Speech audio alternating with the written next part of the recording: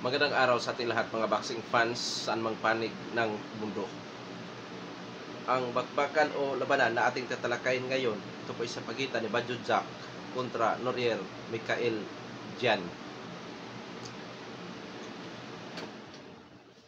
Na kung saan itong si Badjo Jack po ay champion in resist sa WBC dito po sa cruiserweight division.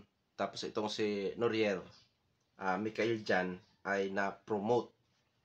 So maglalaban sila sa panig ni Badjo Jack para makabalik sa kanya ang kanyang dating titulo. Tapos sa panig naman ni Noriel Mikael Jan, lalabanan niya si Badjo Jack para mapanatili naman sa kanya ang naturang titulo. Oo. Ang kanilang fight schedule ay sa May 3, 2025, nagaganapin sa The Venue Riyadh Season, Riyadh, Kingdom of Saudi Arabia. So sa bakbakan naman na ito, tayo po ay maghahayag ng sarili nating fight prediction, comparison at analysis. Ako, saan doon po lamang sa ating gagawing comparison, detalyado po na inyong malalaman kung sino ang llamado, saan naging llamado, saan naging dihado itong dalawang maglalaban. At syempre, inanyayahan ko rin po kayo na panoorin ang buong video at nang sa ganon, hindi lang ang comparison ang magiging inyong maging basihan dito. Kasama na rin ang ating prediction, kasama na rin ang ating fight analysis. Maaring ang inyong desisyon ay papabor o tataliwa sa aking prediction, nasa inyo pa rin po ang huling desisyon. Bago naman natin ito simulan, para po sa mga boxing fans na bago po lamang napadpad dito sa ating munting channel, inaanyayahan ko po kayo na sana suportahan po ninyo sa pamamagitan po ng pag-subscribe, like, and share. At para po sa mga boxing fans na walang sawa na sumuporta, sumubaybay dito sa ating munting channel, taos puso po ako nagpapasalamat sa inyong lahat. Wala po Andong Sports PH kung wala rin ho kayo. Kaya naman po mga lods, simulan na natin.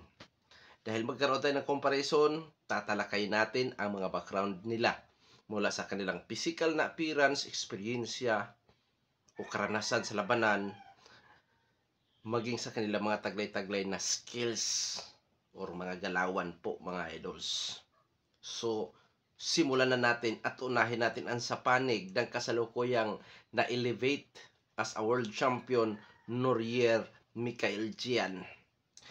As a pro boxer, si Mikael Jan po ay may impresibong kartada, 27 wins with 12 wins coming by way of knockout. May 2 talo, walang naitalang tabla. Sa kanya 2 talo, sa puntusan lamang ito natatalo. May edad na 34 anyos at ang height 6 foot and 3.5 inches, reach 75 inches, orthodox ang stance, knockout ratio 44%. Last fight, November 11, 2023. Nakasagupa si Ilongga Jr. Macabo. Panalo by 3rd round technical knockout si Noriel Mikael Jan. So sa eksperyensya ni Mikael Jan mga lods, magngangalan tayo ng iilang individual na masasabi natin nakapagbibigay sa kanya ng magandang karanasan. 2017, nakasagupa niya si Christoph Lodarsik, hirap basahin po mga lord dito, na kung saan dyan sa nakatikim ng kauna-unahang talo by split decision. 2018, nakasagupa niya si Myris Brides. Pinaglalaban nila ang WBC Diamond Cruiserweight title. Talo ulit siya. Bayo na namos decision naman. Tapos, nakasagupa niya si Ilongga Jr. Macabo, which is sa labanan nila mga idols, kung di ako nagkakamali, nakataya doon ang itong parang sa ranking sila naglalaban, na kung saan napanalo nga si Noriel Mikael Jan at na-elevate as a world champion ng WBC dito po sa cruiserweight division, dahil yan po ang last fight nitong si Mikael Jan. So ngayon sa skills naman ni Noriel Mikael Jan, mga idols, para sa akin ang buong galawan nito ay boxer puncher, pressure, defensive, counter, brawler style, pero malimit nating nakikita sa defensive style. moving around, pakawala ng jab, in and out, in and out ang kanyang ginagawa, jab, one to combination, in, nakipagsabayan, alis ulit. Ganyan siya, ang galaw nitong boksingerong ito. Timing, accuracy, although mababa ang kanya knockout ratio, which is 44%, pero may diin, mga idols. Oo. Sa nakikita ko sa kanya, mas epektibo siya sa long range at mid range, ganyan siya. Or mas epektibo siya sa outboxing, parang ganon. Epektibo siya sa distansya, kumbaga. Sa inside fighting, may mga opinion siya sa depensa na delikado pong masamantala or ma-counter. So average ang depensa ng boksingerong ito. Sa durability, natatalo sa puntusan. So may tibay. Pag kasi nasabi naman natin may tibay, mga lods, nagkataon lang na kaya niya saluhin ang suntok ng kanyang katunggali. For short, hindi sa lahat ng pagkakataon madala ang tibay niya. So, sa panig naman itong si Badou Jack. Bilang isang professional boxer, si Badou Jack naman po ay may impresibong kartada na 28 wins with 17 wins coming by way of knockout, may 3 talo, may 3 tabla. Sa kanyang 3 talo, mga idols, isang beses ito nakatikim po ng knockout, technical knockout, pero napakatagal na panahon, which is doon pa po yan noong 2014 pa, o sa mga kamay ni Derek Edwards. At pagkatapos noon, mga lods, nakarecover, nakabawi at natatalo na lamang sa pamamagitan ng puntusan itong si Badou Jack. Sa ngayon, may edad na 41 anyos si Badou Jack at champion NRC sa WBC sa cruiserweight division. Height 6 foot and 1 inch, reach 73 inches, orthodox ang stance, knockout ratio 60.71%. Last fight February 26, 2023, nakasagupa sa Ilongga Junior Makabuh. Panalo by 12 round technical knockout itong si Badou Jack. Diyan siya nag-world champion. Oo. So sa experience ni Badou Jack, may narinig ako na 3 division world champion. Oo, ganyan. Pero mga idols, sinuri ko sa BoxRec, nag-world champion sa super middleweight division 4 times at nag-world champion dito po sa cruiserweight division. Oo, para sa akin parang 2 division world champion, pero may narinig ako sa sa announcer na 3 division world champion daw itong si Badou Jack. Maaari, baka hindi lang naka-record sa BoxRec, kasi sa BoxRec ako kumuha ng impormasyon tungkol po sa kung ilang division siya nag-world champion. So, mga nakasagupa nito at siyempre tumalo din sa kanya ay katulad ditong si Jean Pascal, si Marcus Brown. Diyan siya nakatikim ng talo 2019 at saka dalawa noong 2019. Oo. Pero nung tumaas siya sa timbang, which is dito sa cruiserweight division po, mga lods, 6 times na nagkaroon siya ng laban dyan, hindi natatalo. Kasama na sa kanyang tinalo dyan ang dating world champion na si Ilongga Makabuh. So sa skills ni Badou Jack, boxer puncher din po ito. Malimit nakikita sa pressure, fighter style. Dahil boxer puncher, may defensive style, brawler style, counter punching style. Taglay nito ang liksi, power, timing at accuracy, at napakasipag din kung bumabato ng mga suntok nitong si Badou Jack. Oo. Pagdating sa depensa, average lang din po. Ibig sabihin, may mga openings din. Sa durability, bagamat nakatikim ito ng knockout noong 2014 pa, dito ngayon, mga lods, sa mga last fights na nito, lalo na ito sa cruiserweight division, hindi siya natatalo na dyan. Oo. So, dahil may 2 talo siya, so masasabi natin, may tibay. Din itong si Badou Jack. Hindi lang po sa physical, kundi kasama na rin sa determinasyon. So, indadako na tayo sa ating gagawing comparison. Sa dako na pagdadausan, which is sa Kingdom of Saudi Arabia, taga Sweden itong si Badou Jack, na kung saan residente ngayon sa Dubai, Arab Emirates. UAE, kumbaga. Dubai, United Arab Emirates, ganyan. So, tapos Armenian, itong si Michael Jan, so parang silang dayo.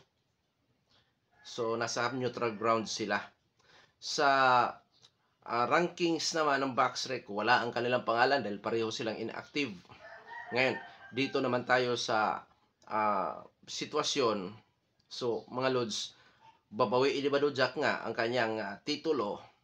Siyempre, si Noriel naman, dinipinsahan niya ang titulo na bago niyang hawak, kumbaga. So, dito rin mapatunayan kung sino pa talaga ang karapat-dapat na tanghalin as a world champion dito sa dalawang ito. Mapawi kaya ni Badujak o mapanatili ni Noriel Michael Jan ang naturang titulo. So, ngayon, dadako naman tayo sa physical na appearance at unahin natin sa edad. 41 anyos si Badujak, 34 anyos itong si Michael Jan. So mga lods, father time na si Badujak. Samantalang si Noriel Michael Jan sa edad na 34 anyos, nasa kanyang prime pa. So ngayon, dadako naman tayo sa height, reach, power, kung sino po ang may kalamangan o advantage. Mas matangkad po ng 2.5 inches itong si Michael Jan. Sa reach, 2 inches ang diferensya. So, height reach, lamang si Michael Jan. Ngunit pagdating sa power, umaabot ng 60% ang knockout ratio ni Jack. Si Michael Jan naman ay may knockout na 44% or knockout ratio na 44%. So, ibig sabihin, lamang po sa power si Badujak. Matangkad, lamang sa reach. Si Michael Jan, bawi naman itong si Badujak sa kanyang power. Ngayon, dadako naman tayo sa kanilang activity. Pareho silang inactive. Last fight ni Badujak, February 26, 2023. So, nag 1 year yan, noong February din, 2024. Nag 2 years, nitong February din, 26, 2025. Ngayon, bilangin natin yan. February, March, April. So, 26 months na hindi po lumalaban, hindi sumampa sa ibabaw ng ring si Badujak. So, delikadong baka pinasok ito sa ring rust. Tapos, samahan pa mga lods sa kanyang father time na. Ano ba ang mga posibleng maapektuhan dyan sa inactivity at sa father time? Siyempre mga lods, automatic na ang stamina, power, at ang buong performance sa laban. Hindi kayo nagbago na ang galaw nitong si Badujak. Kasi mga lods, dito po sa boxing, pagka nagkaroon na ng edad, mayroong mga mawawala dyan na dating nakikita natin sa kanya. Yung liksi, yung bilis, yung ganyan. Sana nasa magandang body conditioning pa rin itong si Badujak. Pero mga lods, hindi maiiwasan na tayo po ay mangangamba na baka nga pinasok talaga sa ring rust ito. Kasi nga, bukod sa edad, na kung saan father time na, may tendency na rin na magbabago ang galaw, ang stamina, ang power, ang tibay.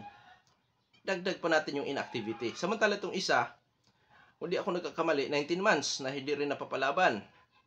So, di rin maiiwasan na mapaisip tayo na baka pinasok sa ring rust din itong si Noriel Michael Jan, na kung saan yun nga din po ang posibleng magiging problema sa kanya. Pag pinasok sa ring rust, stamina, power, galawan, pwede rin na magbabago. Pero tandaan natin, 34 years old ito. So, mas malala po ang matanda. Oo, ikumpara doon sa bata. So, disadvantage ito kay Badujak, ang kanyang sitwasyon. Oo. Siguro, kung kasi pareho naman silang inactive, so 55-45 doon po sa kanilang activity. Na kung saan mga lods, delikado nga pinasok, pero mas malala lang yung matanda dahil doble na nga yun sa kanya. So sa experiensya, 2 o 3 division world champion si Badujak, samantala itong si Noriel Michael Jan na world champion lang ito kasi nga na-promote siya. No, so sa uri ng kinalaban dito po sa cruiserweight division, although pareho naman nilang nakalaban si Ilongga Macabo, pero si Ilongga Macabo, bago napalaban naman kay Noriel Michael Jan, mga lods, ay ni-knock-out na yan ni Badujak. So, ibig sabihin, exposed na noon, excuse me po, exposed na noon si Ilongga Macabo na nakalaban ni Noriel Michael Jan. So, sa experience 60-40. Lamang na lamang po talaga sa experience si Badujak dito kay Noriel Michael Jan.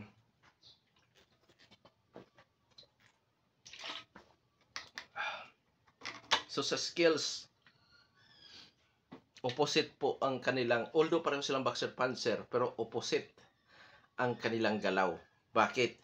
Si Badujak ay malimit sa pressure, si Norier ay malimit sa defensive style. Kasi mas epektibo siya sa long range sa suntukan. Oo.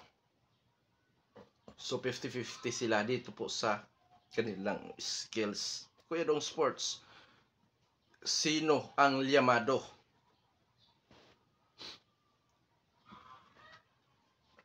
Para sa akin mga idols, kung si Badujak kahit sa sitwasyon na kung si Badujak nasa nasa 38 o 39 years old pa lang, masasabi kong lamang si Badujak dito dahil doon po sa kanyang experience. Pero ngayon, as a 41 years old father time, so masasabi kong 50-50 na. Oo. Dahil nga matanda na si Badujak, which is may mga posibilidad na magbabago na nga yung kanyang performance sa isang labanan. Pwedeng babagal na siya, pwedeng madali na siya mapagod, at yun nga, father time, inactive pa. Ganun pa man, kung disiplinado si Badujak, tapos ganun pa rin ang kanyang galaw, may tendency man. Kaya nga nasabi ko 50-50 na lang ito. Dahil kung nabata-bata pa lang sana itong si Badujak, ay siya limado dito. Automatic para sa akin. Oo. Kung naedad na sana si Badujak ng yun nga, sabi ko 38-39, 60-40 to. Para sa akin, Badujak. Pero dahil matanda na siya, nalagay na lang sa 50-50. Oo, kasi hindi ko minamaliit sa Badujak dito mga lods. May pangalan at masikat si Badujak. Ikumpara kay Norier, Mikael Jan. Oo, yan po ang ko dito. So, dahil sa 50-50, so ibig sabihin, parehong may malaking tsansa sa panalo. Si Badujak para sa eksperyensya, power, at siyempre yung liksi nito, pwedeng lagi makauna yan. Si naman ngayon, Norier, bata, mas matangkad at marunong din gumamit sa distansya, na kung saan posibleng mapahirapan niya si Badujak. Sa ganyan. Kaya napakagandang laban nito mga idols. So 50-50 sa comparison natin. So dadako na tayo sa prediction. 50-50, malimit pa naman na talo ako mga lods. 50-50. Malimit akong talo pa sa prediction pag 50-50. So, ganun pa man, maghayag pa rin ako ng prediction ko sa labanan na ito. Prediction ko po dyan, Noriel, Mikael Jan by split or unanimous decision. Kung yung sports match sa bang manalo by knockout si Norier, Mikael Jan. Siguro mga lods, mangyari yan later rounds. Dahil posibleng kapusin na sa hangin o stamina si Badujak. At yun ang posibleng masamantala ni Norier, Mikael Jan. Pero mas ako dito na pwede mas ako na baka sa puntusan lang matatalo itong si Badujak dito sa labanan. Ngayon, dahil hindi naman lahat naniniwala sa ating prediction sa labanan. So sa panig naman nitong si Badujak, gamit ang kanyang power at ang kanyang experience, sa tingin ko delikado si Noriel na matalo by knockout 1-7. Dahil 1-7, malakas pa yan si Badujak dyan. Na kung saan pwede niyang mapuruhan si Norier, Mikael Jan. At kung sakaling hindi magawa ni Badujak na may knockout si Noriel, Mikael Jan, Kuya Dong Sports, may chance ba siyang manalo si Badujak sa puntusan? Mga lods, nakadepende po yan sa kanyang body conditioning. Dahil kung magtagal, kaya niyang umabot pa rin sa 12 rounds dito sa labanan nila, gamit ulit ng kanyang eksperyensya, gamit ang kanyang liksi, power, posible niyang maidomina ang laban, which is hindi katakataka yan na mananalo sa pamamagitan din po ng puntusan. Pero may na talaga, dahil may na tayo na matanda na kasi, baka hindi baka nagbago na dahil inactive ito, yung stamina, yung power. Posible baka kasi kapusin sa later rounds. Yun ang problema doon, na kung saan delikadong ma-knockout si Badujak. Or else, magbago ang kanyang galawan, matatalo na tuloy siya sa pamamagitan po ng puntusan. Dahil nagbago ang kanyang galawan, masamantala yan ni Mikael Jan, kung sakaling hindi man magawa ni Mikael Jan na ma-knock out yan, malulugi sa puntusan itong si Badou Jack dahil nga magbabago ang kanyang galaw sa later rounds. Yun ang problema dito ngayon sa panig nitong si Badou Jack dahil nga sa edad at inactivity ng boksingerong ito. Oo.